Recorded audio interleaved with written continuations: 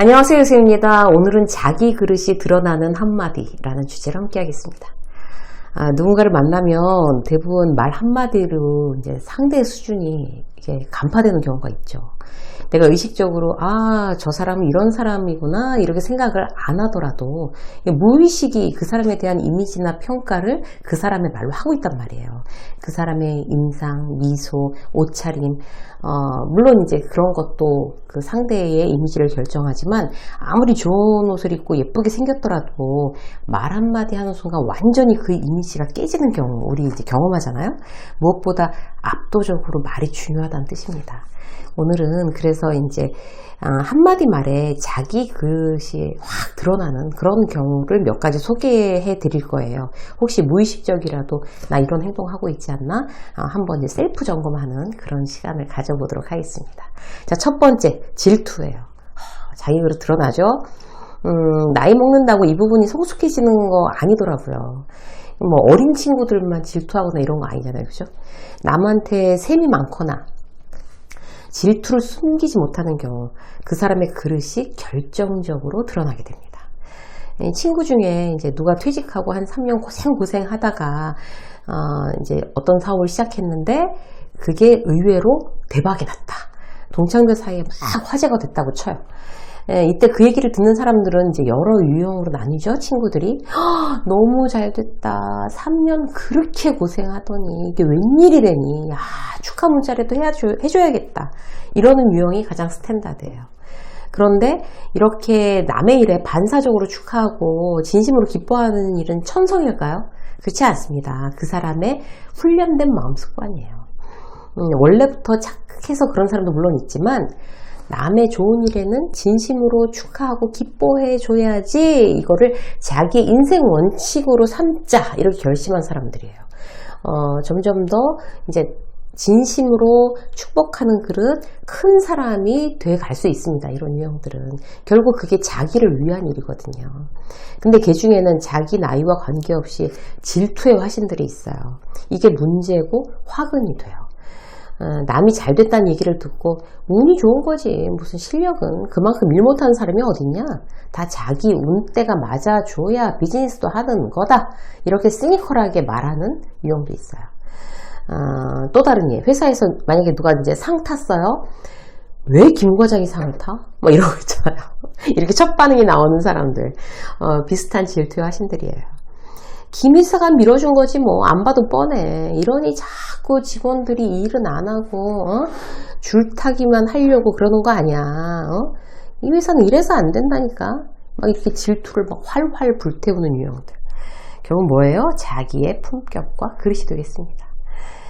이렇게까지 드러내놓고 질투하지 못하고 그냥 남이 잘 됐다는 일에 입 다물고 아예 관심이 없는 사람도 있어요. 약간 소극적인 질투라고 할 수 있죠. 자, 첫 번째 말씀드린 원칙, 누군가 무슨 일이 잘 됐으면 마음껏 제일 먼저 축하해준다, 축복한다. 이게 내 그릇의 기본이라는 거 우리가 이제 첫 번째로 체크하고 넘어가시죠. 두 번째, 푸념이에요. 속으로 정말 병이 될 만큼 나의 스트레스나 힘든 어떤 상황을 막 꾹 참고 있는 사람도 있어요. 그런 마음의 습관이 그 사람이 성숙하다는 거를 의미하지는 않습니다. 결코 그렇지 않아요.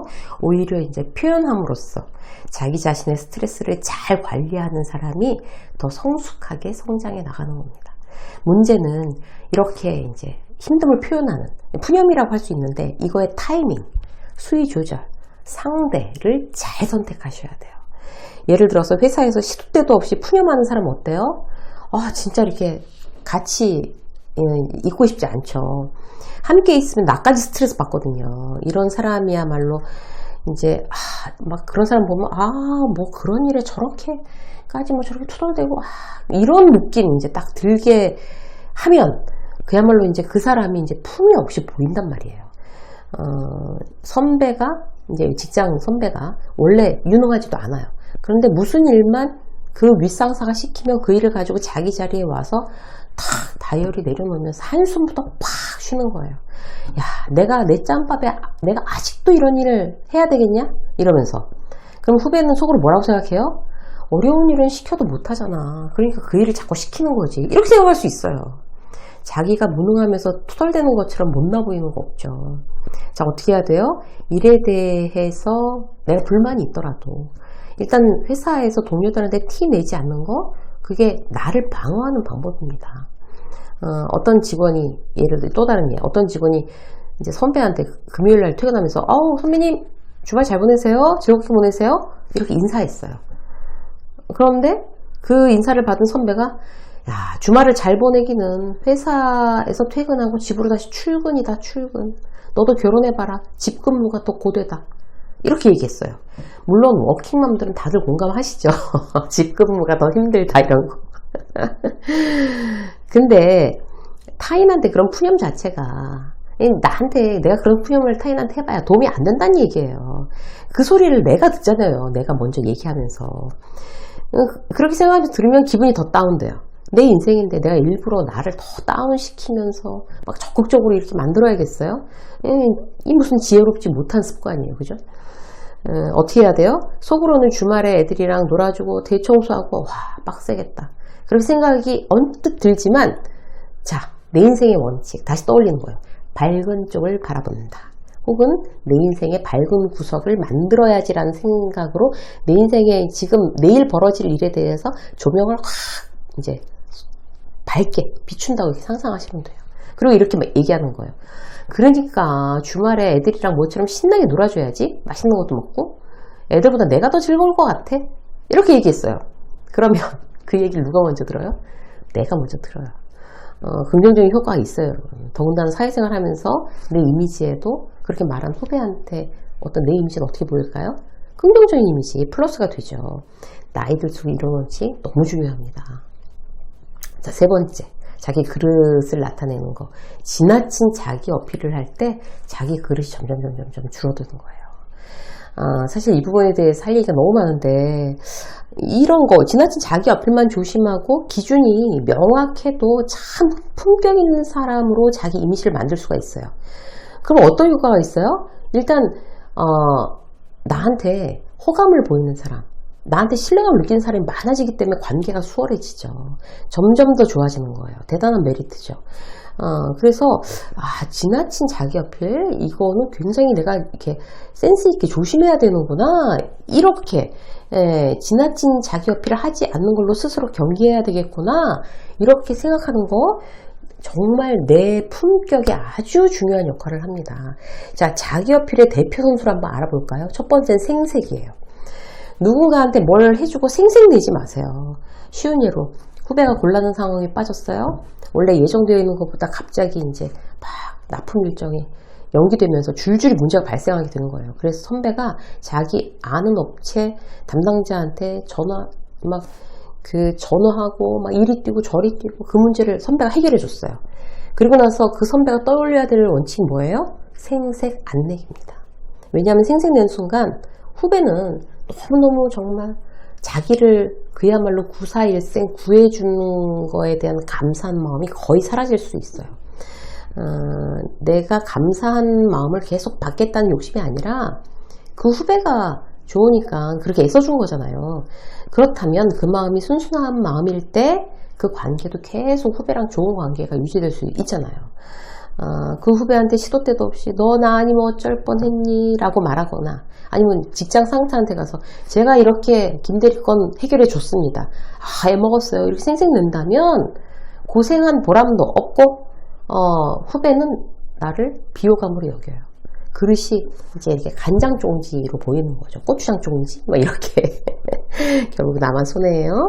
잘해주고 잊어버리자는 원칙이 있어야 생색 안 내고 내 그릇을 키우는 아주 쉬운 방법이 되겠습니다. 자, 또 자기 어필, 지나친 자기 어필의 또 대표 선수는 뭘까요? 자기 얘기하는 거예요.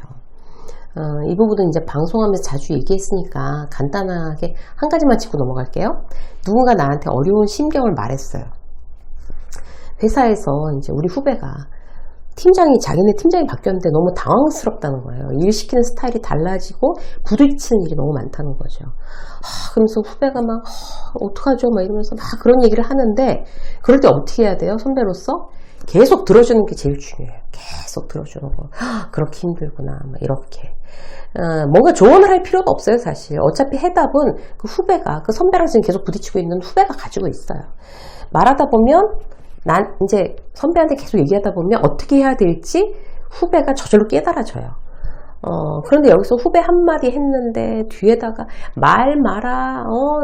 내가 그런 일이 한두 번이었겠니? 직장 생활 지금 15년, 20년인데 이러면서 막 자기가 그 직장 상사랑 부딪힌 얘기를 막 자기 얘기를 막 해요. 자기 경험담. 이게 과연 공감일까요? 전혀 아니에요. 이렇게 자기 얘기로 넘어가는 순간 후배는요, 더 이상 나랑 말하고 싶어 하지 않아요. 그냥 들어줘야 되는 거예요. 내 얘기하지 말고 들어주는 거. 이게 지나친 자기 어필하지 않기에 굉장히 중요한 포인트입니다. 사실 쉬운 것 같지만 쉽지 않아요. 꼭 여러분들이 실행해 보세요. 오늘 말씀드린 내용 이제 세 가지를 이제 여러분들이 팁으로 삼아서요. 내 그릇을 어떻게 하면 내가 품격 있는 태도로 내 그릇을 점점 키우는 말을 할까, 그런 태도를 보일까, 이런 거에 여러분들 오늘 하루 욕심내는 그런 시간들이 되셨으면 좋겠습니다. 유세민 직장 수업 오늘 여기까지 하겠습니다. 고맙습니다.